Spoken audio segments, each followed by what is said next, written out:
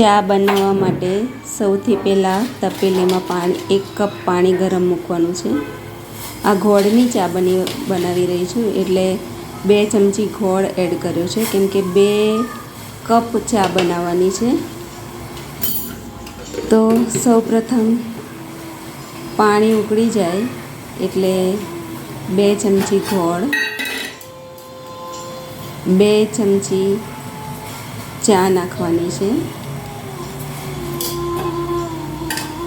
અને એમાં થોડો ઉકાળ આવે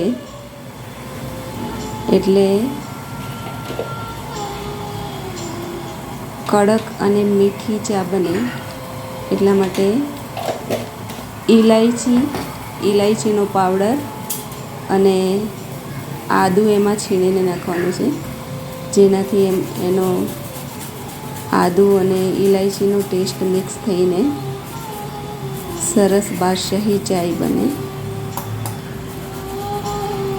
એકલા દૂધની ચા બનાવી હોય તો પણ બનાવી શકાય, પણ હું અડધું પાણી અને અડધું દૂધ, મતલબ કે 1 કપ પાણી અને 1 કપ દૂધની ચા બનાવવા જઈ રહી છું અને આ ચા પિત્તળની તપેલીમાં બનાવું છું।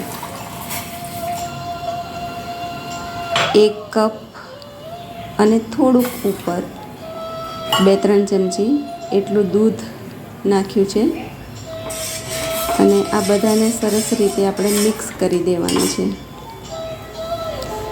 આ પિત્તળની તપેલીમાં ચા બનાવવાથી એનો ટેસ્ટ બહુ સારો આવે છે, એટલે બની શકે ત્યાં સુધી પિત્તળની તપેલી વાપરવી ચા બનાવવા માટે।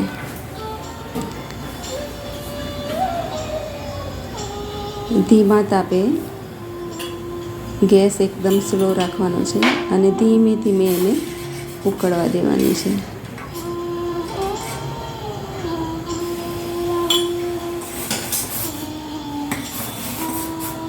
ચા ઉકળવા લાગી છે, 2-3 ઉકાળા આવી જાય ત્યાં સુધી એને ઉકળવા દેવાની છે,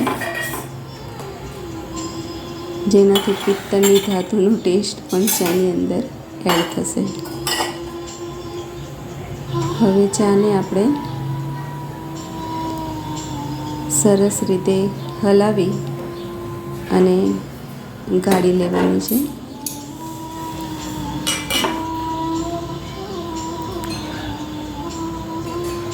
આ રીતની ચા ખૂબ જ ટેસ્ટી અને મીઠી બને છે અને ગોળની જગ્યાએ તમે ખાંડ પણ વાપરી શકો છો, પણ મેં ગોળની ચા બનાવી છે। તો ચાલો, ચા તૈયાર છે। આ રીતે તમે પણ ચા બનાવજો અને ચેનલને સબસ્ક્રાઈબ કરજો। Thank you.